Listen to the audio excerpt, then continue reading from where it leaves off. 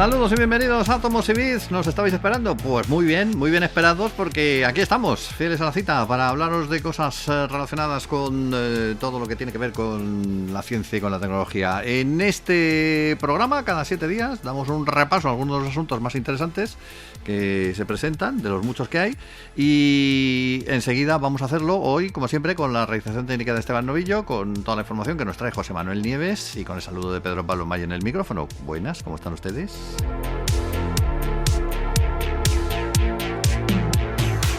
El programa de hoy me va a gustar especialmente porque hemos encontrado el planeta nativo de uno de mis seres favoritos de todos los tiempos, de la pantera rosa. Hemos encontrado un planeta rosa, José Manuel, por fin hemos encontrado el planeta rosa de la pantera rosa. Sí. A ver, no lo hemos encontrado ahora, ya lo conocíamos, pero nos hemos dado cuenta de que tiene unas cosas absolutamente únicas. Panteras rosas, por todas partes. Está superpoblado de panteras rosas. Eso es lo que yo quería oír hablar. Venga, pues ¿dónde está? ¿Dónde está? Para empezar, ¿dónde está ese planeta? A unos 50 y tantos años luz, no está muy lejos de nosotros, ¿no? Pero tú fíjate lo del color, ¿no? Claro, si te fijas, hay planetas, pues muchos colores. Sí. Tenemos a Mercurio como gris, amarillentos anaranjados como Venus, azules y verdes como la Tierra, rojos como Marte, los tenemos dorados, Saturno es dorado, en fin, los hay de muchos, ¿no? Y fuera del sistema solar hay mundos, por ejemplo, el planeta más oscuro, más negro que el carbón, que es uno que se llama TRS-2b, Mordor. que bueno, absorbe más del 99% de la luz que recibe, o sea, que no emite prácticamente nada. Es el negro más intenso que se ha visto. Bueno, pues ese planeta existe, ¿no? Sí. Y también hay uno que es rojo brillante, como si fuera un zafiro. ¿Los zafiros son rojos? No, Sí, rubíes. los rubíes son más bien. Como si fuera un rubí, azules, ¿no? En fin, ahí están, ¿no? Y por tener, ya te digo, tenemos hasta un planeta rosa, que es este del que hablamos hoy, que es GJ 504b. Como sabes, esto de la B significa que es el primer planeta encontrado alrededor de la estrella GJ 504. La bandera rosa, en lugar de la pantera. Claro, que sería la propia estrella. Sí. Este es el B, si hubiera otro planeta sería el 504C, el D y así. Sí. Vale, pues este es un mundo joven. Es un mundo que todavía brilla intensamente debido al calor residual de su propia formación. Y esa tonalidad rosa, magenta, pues se debe a que ese mundo sigue emitiendo un resplandor térmico fruto de los procesos de los que nació y que todavía está desprendiendo ese calor, ¿no? Por eso tiene ese color. Bueno, este planeta, muy raro, muy extravagante, ya te digo que no es de ahora, se descubrió en 2013 y lo captaron además por imagen directa. Es uno de los pocos planetas que no es por el método del tránsito, cuando pasa por delante de una estrella y le hace un poquito de sombra, sino por óptico, o sea, directamente con una imagen, ¿no? Lo hicieron con el telescopio Subaru, fue uno de los primeros, ¿no? Subaru, que está en Hawái. Como te he dicho, está a unos 57 años luz de la Tierra y orbita alrededor de una estrella muy parecida al Sol. Sí. Pero, ojo, es un gigante, es un auténtico peso pesado. Fíjate que tiene una masa que es 25 veces la de nuestro planeta Júpiter. Y Júpiter ya 25 veces la de Júpiter, pero si Júpiter es enorme. Enorme, es el mayor planeta del sistema solar, es el gigante. Bueno, pues este tiene 25 veces más. Claro, con ese tamaño, los investigadores se han pasado pues desde 2013 haciéndose de cruces sobre cómo ha podido salir un planeta tan grande, porque con ese tamaño ya podría ser una estrella. O sea, ya podría tener el tamaño suficiente para ser una estrella, pero no, es que está exactamente en medio, en esa frontera que separa a los planetas gigantes gaseosos de las enanas marrones. ¿Y qué son las enanas marrones? Pues son una especie de estrellas fallidas. Son mundos gaseosos que por los pelos no han conseguido tener la masa suficiente para que la presión interna encienda el fuego nuclear dentro, lo cual les transformaría en una estrella, ¿vale? Y este mundo, este GJ504b, está justamente en la frontera.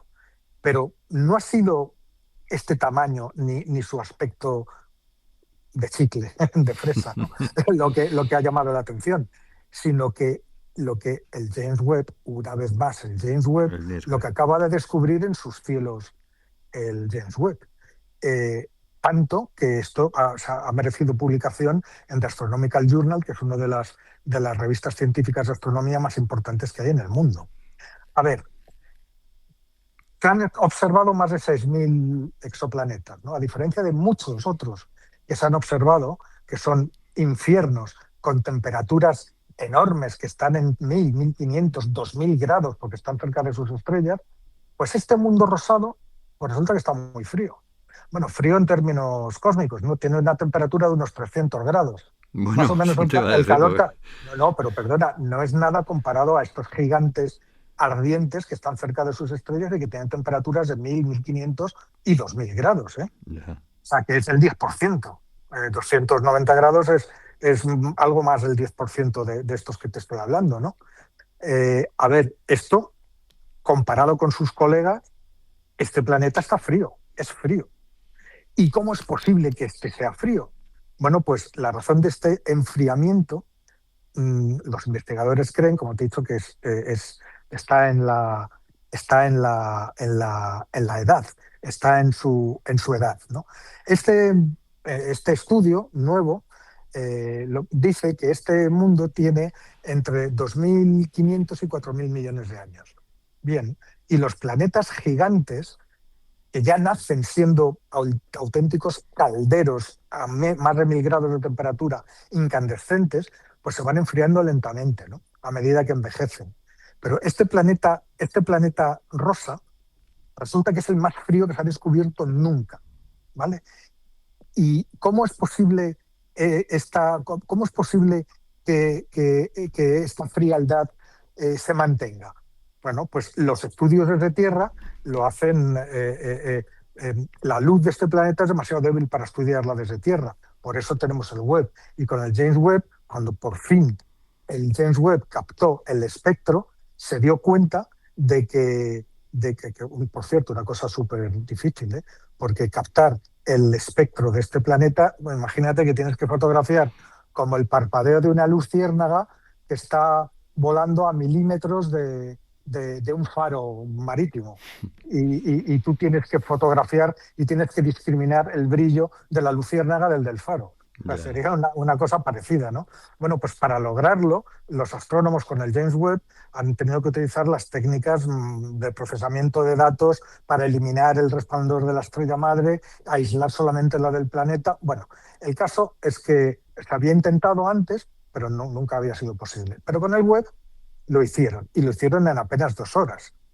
¿Y qué encontraron en esas 2 horas? Pues un espectro luminoso de altísima resolución.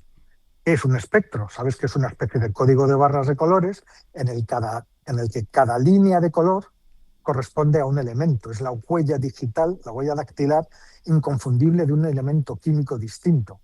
¿Y qué nos dicen? Pues que la sopa atmosférica de este planeta, había señales de vapor de agua, señales de metano, señales de dióxido de carbono, pero lo que había eran auténticas nubes de sal.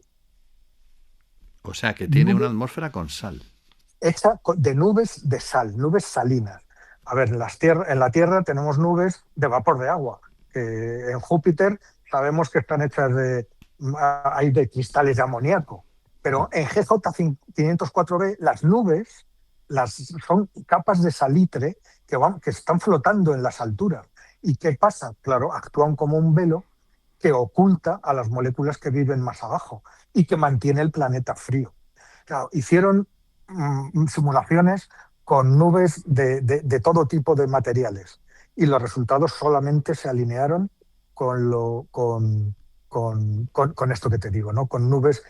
Probaron hasta 3 o 4 tipos de nubes de diferentes distintas, y las de sal fueron las únicas que encajaron con lo observado.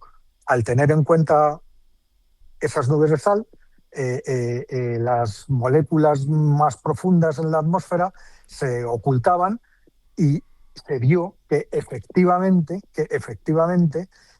estas nubes de sal son fundamentales para explicar de qué estaba hecho este objeto. La pregunta, claro, es, ¿estas nubes salinas existen también en otros planetas? ¿Es un elemento nuevo? Nunca se había visto nada parecido. Pues ahora, por lo menos, para los gigantes gaseosos y para los mundos grandes, muy calientes, que están alrededor de otras estrellas, pues tenemos este nuevo indicador, este nuevo indicativo que han podido descubrir en este planeta rosa. Y así, por ejemplo, puede ser la explicación de por qué nos ha convertido en estrella y mantiene esa temperatura. Claro, podría ser perfectamente. Está muy interesante el asunto. Vamos a acercarnos a la Tierra. Vamos a acercarnos a la Tierra también ahora porque queremos acordarnos de un terremoto. Sabemos que Japón, bueno, todo el archipiélago nipón es un punto especialmente sensible a los terremotos. En 2011 tuvieron un terremoto bastante devastador, pero ahora lo que se ha descubierto es que ese terremoto movió a Japón del mapa, casi como si fuera una pieza de un rompecabezas. Lo mandó para un lado del mapa donde antes no Sí. estaba. ¿Cómo es eso? Bueno, el 2011, yo diría un poco más que un poco devastador, ¿no? Porque, a ver, hubo decenas de miles de muertos, ¿no? Sí, por eso he dicho Fue el, devastador y no fue, aniquilador. claro, fue el terremoto del tsunami, del famoso, Sí, un tsunami con olas de más de 40 metros que borró pueblos enteros. Fue el terremoto que provocó el desastre nuclear de Fukushima. sí. Es decir, fue la leche, ¿no? Bueno, pues eso fue el 11 de marzo de 2011. Este megaterremoto de magnitud 9 sacudió la costa oeste del Japón y la violencia fue tan enorme en aquel momento, que la propia isla de Honshu, que es la principal de Japón, fue arrastrada más de 2 metros hacia el Pacífico, hacia mar adentro. Y el propio eje de rotación de la Tierra sufrió un desplazamiento de unos 17 centímetros, lo cual, por cierto, acortó de forma permanente la duración de los días. O sea, fíjate tú el terremoto. Un terremotito. Pero, imagínate lo que fue. Pero resulta que ahora se han dado cuenta de que eso no fue todo. Había otro truco en la manga, otra sorpresa en la manga, y esa se acaba de descubrir. Y resulta, ¿qué pasó? Pues que exactamente 13 minutos después del sismo principal, cuando se suponía que todo había pasado y había habido réplicas y de todo, ya está. Ahí ya no tenía que pasar nada. Bueno, pues los datos de varios satélites, no de uno, registraron un desplazamiento hacia el este, en forma de escalón, de hasta unos 6 milímetros. Es decir, después de este gran desplazamiento durante el sismo principal, cuando ya no está pasando nada, viene otra fuerza que no sabemos de dónde sale y desplaza poco, pero 6 milímetros, pero todo Japón entero hacia el este. Es decir, el país del sol naciente se vuelve a mover hacia el sol naciente. Y fue, claro, imagínate, fue una sorpresa absolutamente desconcertante para todos los sismólogos. Pero ¿Qué eso no fuerza? fue por el terremoto, no fue por el mismo terremoto.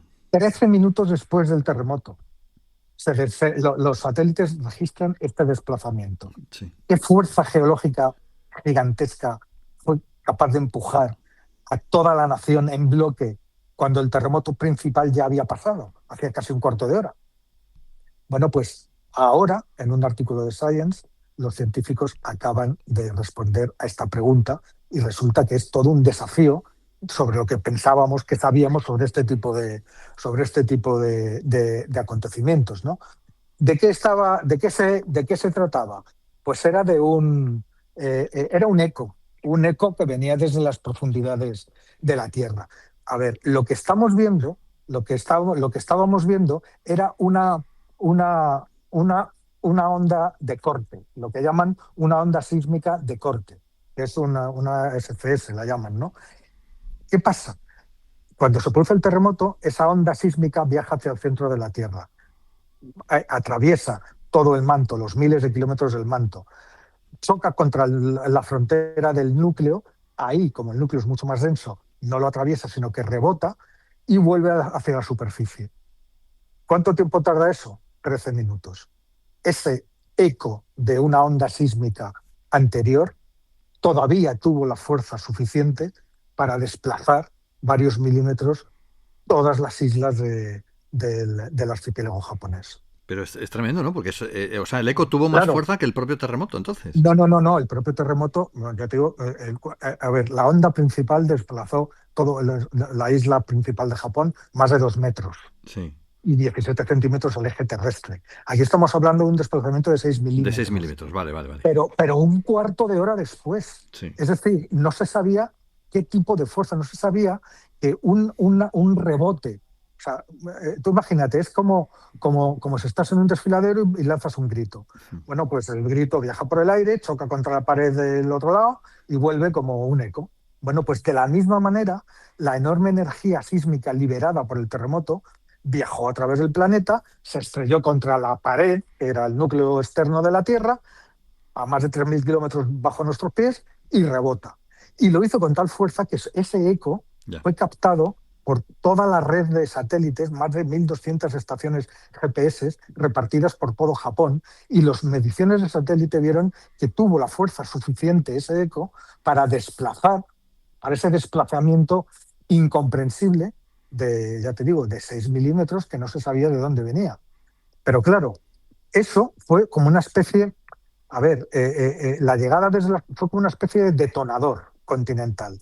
Esta onda rebotada, dicen los científicos, reactivó los límites de las placas tectónicas de toda la región.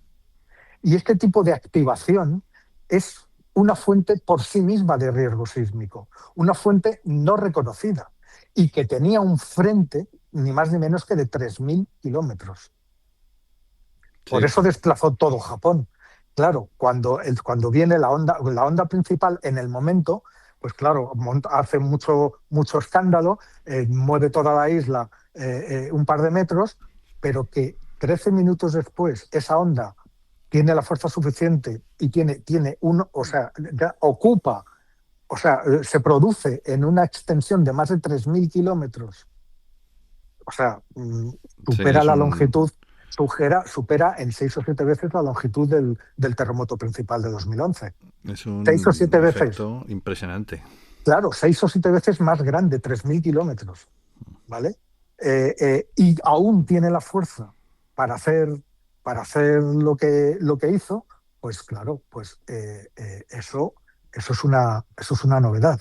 Eso ha dejado, o sea, nunca la comunidad científica había observado un evento tectónico masivo originado por una onda de rebote, reflejada desde el núcleo terrestre. Porque, ¿qué pasa? Por regla general, estas ondas pierden su fuerza en su viaje.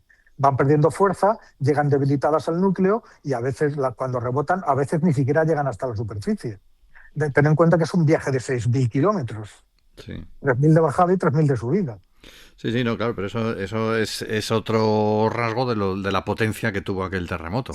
Claro, y también fue una casualidad porque resulta que la sacudida inicial fue tan grande que hizo como una especie de lubricante en las placas tectónicas que redujo las fuerzas de fricción de las placas y permitió que esta onda sobreviviera. Claro, las fallas se quedaron como suspensas, como suspendidas de un hilo, y 13 minutos después la llegada de este eco profundo pues generó esa pequeña tensión de apenas unos pocos kilopascales de presión, de por sí incapaz de provocar el desplazamiento de todo un país. Pero gracias a que la onda impactó justo con la orientación geométrica perfecta con respecto a la inclinación de las placas, ese leve empujón fue como la toba que le das a la roca y se cae toda la roca entera, ¿no? Claro. O sea, imagínate, todo Japón entero cedió al mismo tiempo en un deslizamiento hacia el Pacífico. Fueron solo unos milímetros, sí, pero lo suficiente como para poner a los científicos sobre aviso de este nuevo riesgo sísmico que hasta ahora ni siquiera nadie había tenido noticia.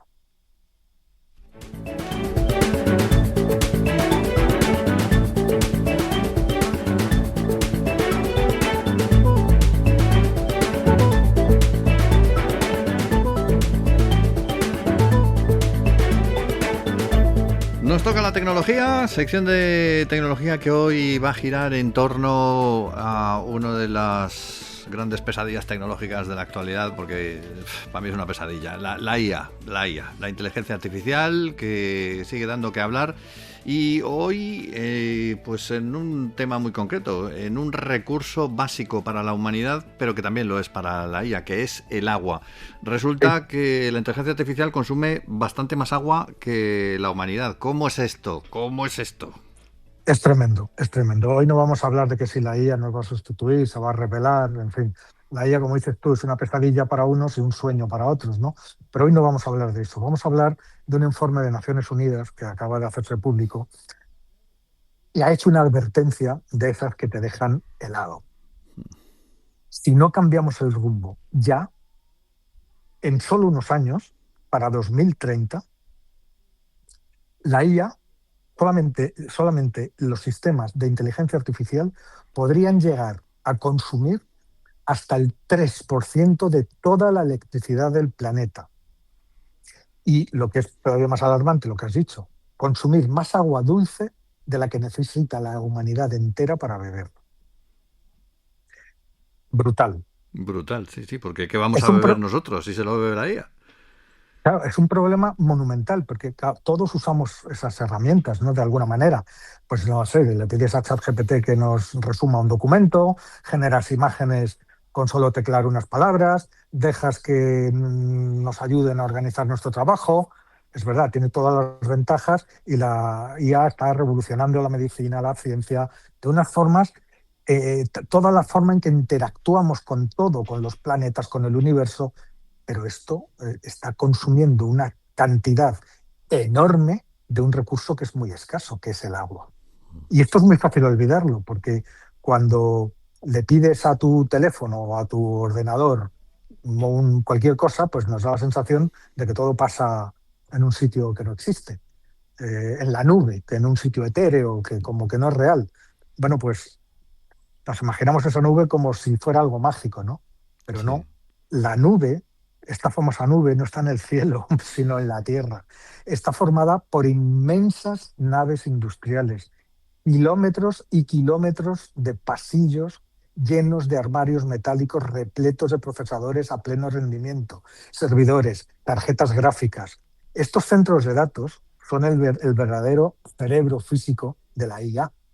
Y igual que nuestro cerebro, el humano, consume un montón de energía al pensar, pues estos cerebros artificiales de silicio pues trabajan a una temperatura muy alta, al rojo vivo.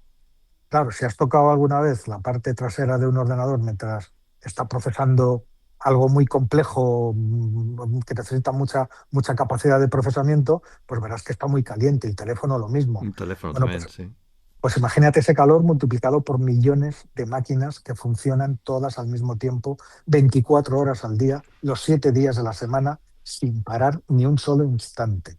Claro, para evitar que todo eso se funda, pues hay que enfriarlos constantemente. Y ahí es donde entra en juego el agua dulce. Para rebajar la temperatura, esas enormes instalaciones tecnológicas usan gigantescas torres de refrigeración donde el agua limpia y fresca va absorbiendo el calor y en ese proceso se evapora hacia la atmósfera. Y ojo, porque no es un agua que se recicle en un circuito y que después vuelva a llover y vuelva a salir a nuestro grifo. Para nada. Es agua que desaparece del sistema de suministro local. O sea, es agua que se pierde. Investigadores de la Universidad de California hace un poco sacaron un estudio, otro estudio distinto a este que hablamos, que era demoledor, ¿no? Y en sus cálculos nos demostraron que algo tan inocuo como mantener una conversación estándar con una IA, ponle unas 20, 25 preguntas de ida y vuelta, ¿no? Sí. Pues eso cuesta casi medio litro de agua. Fíjate. O sea, cada vez que le pedimos unas cuantas tareas a uno de estos modelos de IA, es como si destaparas una botella de medio litro de agua potable, la derramaras en el suelo hasta que se evapore. Pero, o sea, no vale nada más que el agua potable, no vale el agua de mar, por ejemplo, no se No, podría construir en sus no, centros porque, de datos en el mar. no, porque eso no refrigera igual por los minerales y las sales. Necesitas que el agua sea como la de las centrales nucleares. Ya. Es cada vez que le pides algo, dos o tres o una decena de preguntas, es como si tiraras medio litro de agua potable al suelo. Y eso si usamos texto, porque si le pedimos ya que nos genere un vídeo o que nos haga una canción, pues el esfuerzo de la computadora se dispara exponencialmente y por lo tanto también el consumo de agua. Y este es un problema que, según el informe de la ONU, no hace nada más, de las Naciones Unidas, no hace más que crecer, ¿no? Este informe, que ha sido publicado por el Instituto del Agua, de Medio Ambiente y Salud de Naciones Unidas, los números, vamos, yo cuando los estuve mirando, Pedro Pablo, son de vértigo. Mira, solo el año pasado, los centros de datos que sostienen esta red global de IA consumieron tanta electricidad como toda Arabia Saudí. Que Piensa tienen que, un o sea, montón de aire acondicionado allí. que estamos hablando de una nación y que además es el 11º mayor consumidor de electricidad de todo el planeta. Sí, sí, que no es cualquier Vale. cosa. O sea, si este uso de energía se duplica para el 2030, tal y como está proyectado en todos los análisis, en todos los cálculos, la huella de carbono será tan enorme que para poder compensarla necesitaremos plantar la friolera de 6.700 millones de árboles y esperar 10 años a que crezcan.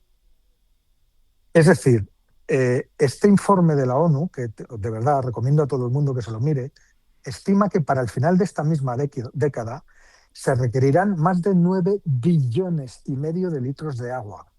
9 billones de litros solo para enfriar las máquinas.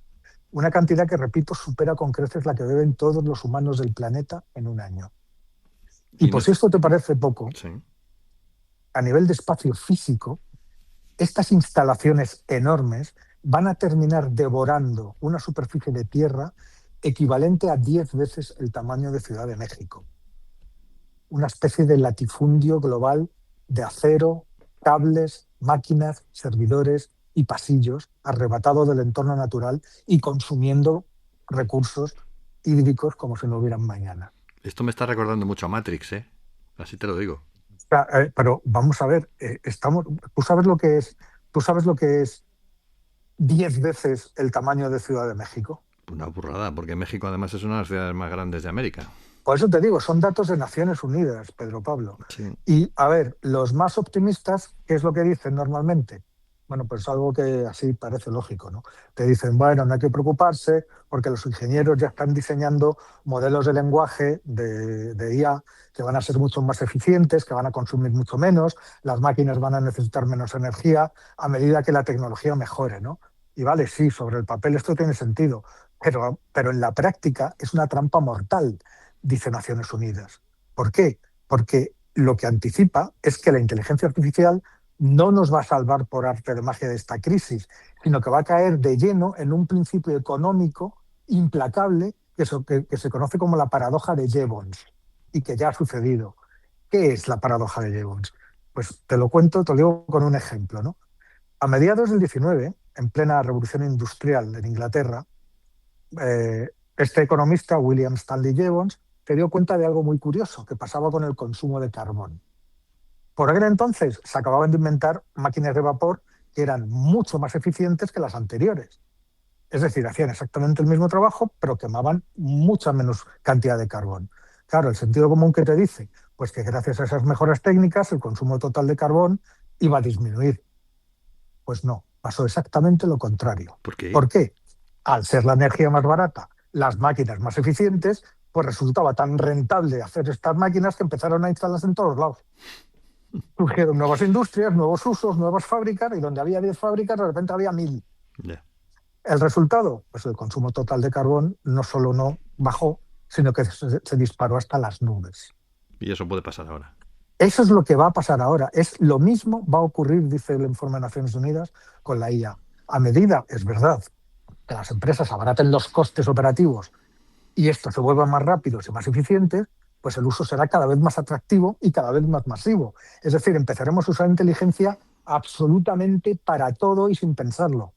O sea, la inteligencia que ya está en un montón de sitios, pues yo qué sé, se integrará, yo qué sé, en todos los semáforos, en todas las farolas, en todas las neveras, en cualquier pequeño software del móvil, en cada búsqueda de Internet. Es decir, con un mayor número de usos cada vez más complejos, cada vez más cotidianos, pues al final terminará borrando por completo cualquier mínimo ahorro que se habría conseguido gracias a estas mejoras técnicas en la eficacia de los chips, ¿no? Y por si fuera poco, ya aquí termino, hay por si fuera poco esto, hay que añadir una injusticia estructural, un desequilibrio geopolítico que el informe de la ONU denuncia muy claramente, ¿no? Piensa en la escala de nuestro planeta. ¿En cuántos países hay en el mundo? Pues unos 200 y pico, ¿no? Sí, 202 o 3 200. por ahí. Bueno, pues solo 32 tienen la infraestructura en la nube necesaria para la IA. Y lo que resulta más preocupante, el 90% de toda esa capacidad de procesamiento de inteligencia artificial está concentrada solo en dos superpotencias. Adivina cuáles. China y Estados Unidos. China y Estados Unidos. Lo cual estamos viendo una brecha digital que es cada vez más enorme. Por un lado tenemos a las naciones que construyen, controlan y se lucran con los sistemas de IA, sobre todo China y Estados Unidos. Y por el otro, el resto de los países, que en el mejor de los casos los consumen. Pero claro, es irónico y cruel al mismo tiempo, porque resulta que estas naciones más desfavorecidas suelen ser las que soportan la carga medioambiental más desproporcionada. O sea, son sus tierras, no las de Estados Unidos, las que sufren la extracción minera destructiva para sacar las tierras raras que hacen falta para fabricar los semiconductores. Y al final son sus vertederos los que se terminan tragando todas las montañas de basura tóxica y electrónica cuando todo ese material ya queda obsoleto y son desechados. Es decir, imagínate qué panorama tan sombrío, ¿no? ¿Qué podemos hacer? ¿Qué podemos hacer?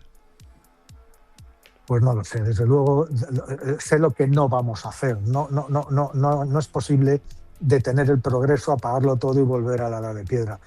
La IA es una herramienta enormemente potente, ya se está integrando en todas partes, en la administración, en todas las políticas, en el sector público. Sin embargo, el problema, dice la ONU, es que no hay ningún tipo de legislación ambiental al respecto. No existe ningún reglamento estatal ni internacional contando la energía que realmente consume la inteligencia artificial.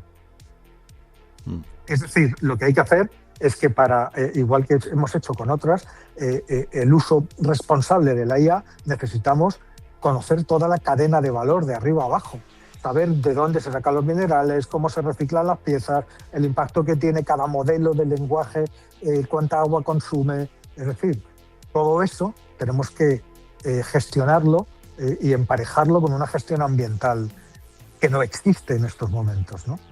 A ver si nos da tiempo, a desarrollarlo, porque con la velocidad a la que vamos y con todas las cosas que están pasando, no sé yo, ¿eh? Es decir, no podemos seguir construyendo lo que va a ser sin duda la economía del futuro, pasándonos por el forro la base física que la sustenta. Tan claro como eso. Sí, es un problema además que se viene avisando desde hace mucho tiempo. Lo que pasa es que está como esa aceptación, esa resignación de bueno, alguien lo arreglará hasta que resulta que no tenga arreglo. Claro, pero date cuenta de que, claro, estamos hablando, eso nos vale para todo tipo de progreso. Sí. Industrial, tecnológico, todo. Pero claro, la IA hace 5 años no había. Y ha sido tan brutal el desarrollo de la IA y tan brutal la necesidad de nuevos servidores, de nuevos computadores para fines de IA, que esto ha crecido sin que nadie se dé cuenta, consumiendo una cantidad de recursos, fíjate, o sea, va a consumir más agua que en un año que la que beben todos los humanos del mundo. En fin, a mí me parece que es un tema absolutamente serio y para el cual no es como lo del carbono, que tenemos, ahí todavía si paramos tenemos tiempo de revertir, es que esto es inminente. Ya. En fin. Bueno, siempre nos quedará la cerveza. Vamos a quedarnos ahí porque vamos a terminar de una manera muy apocalíptica hoy el programa. Pero en fin, confiemos en que en algún momento alguien reaccione. No creo que sea apocalíptico, ¿eh? Sí. Yo creo que es cuestión de quitarse la venda de los ojos. Sí, pues vamos a intentar quitarla. Pero bueno, vamos allá. Este programa trabaja también para eso, para ayudar a quitar vendas de los ojos a quien las tiene. Don José Manuel, con esto vamos a cerrar de momento, pero volvemos la semana que viene. Por supuesto que sí, cuenta con ello. En Átomos y Bits con José Manuel Nieves y todas las noticias, toda la información, todo lo interesante que nos trae cada semana. Con Esteban Novillo en la realización técnica. Saludos de Pedro Palama y desde el micrófono. Nos vemos en 7 días.